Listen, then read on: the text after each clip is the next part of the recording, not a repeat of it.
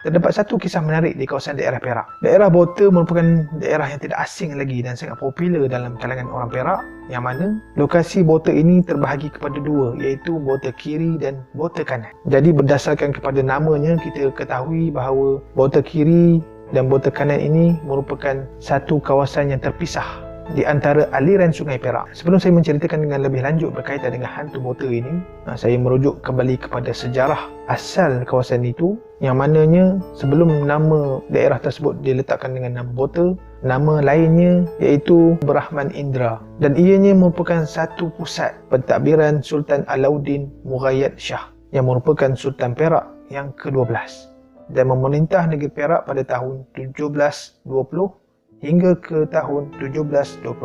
Jadi kawasan Brahman Indra ini telah mengalami beberapa kali pemerintahan di zaman pentadbiran Kesultanan Perak. Namun cerita rakyat lebih berpengaruh daripada wujud asal kawasan tersebut, di mana penduduk kawasan setempat menceritakan bagaimana nama asal di kawasan tersebut digantikan dengan nama Bota. Menurut cerita turun-temurun orang zaman dahulu, orang-orang tua di kawasan tersebut yang mengatakan nama asal Bota ini berkait rapat dengan sejenis kewujudan jin gergasi yang berada di kawasan tersebut. Penduduk tempatan percaya terdapat seekor gergasi yang bersaiz besar dan bernama Bota hidup di dalam tanah di kawasan tempat mereka tinggal. Gergasi ini dikatakan menyorok dan menyembunyikan dirinya daripada dilihat oleh orang ramai, seperti di gua-gua ataupun di dalam lubang tanah. Dikatakan hantu Bota ini akan keluar daripada tempat persembunyiannya pada waktu petang sebelum senja. Ada yang mengatakan gergasi ini minat kepada kanak-kanak yang tidak memakai seluar. Jadinya bila Bota ini bertemu dengan kanak-kanak tersebut, dia akan menculik budak itu, lalu dia akan menyimpan kanak-kanak tersebut di dalam tanah. Kalau dia simpan dalam tanah tu, matilah budak tu kan.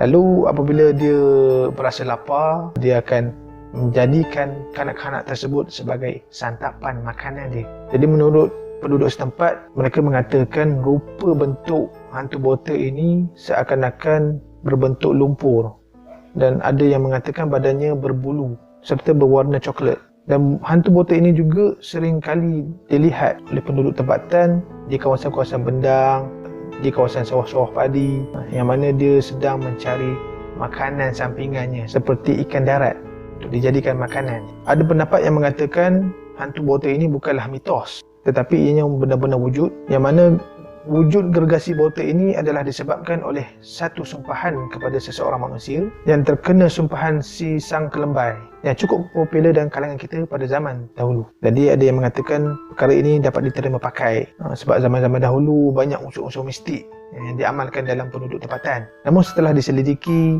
dan pendapat majoriti mengatakan kewujudan hantu Bota ini hanyalah mitos dan rekaan cerita semata-mata oleh kalangan penduduk tempatan bagi tujuan untuk menakut-nakutkan anak kecil supaya jangan balik lewat malam apabila keluar bermain.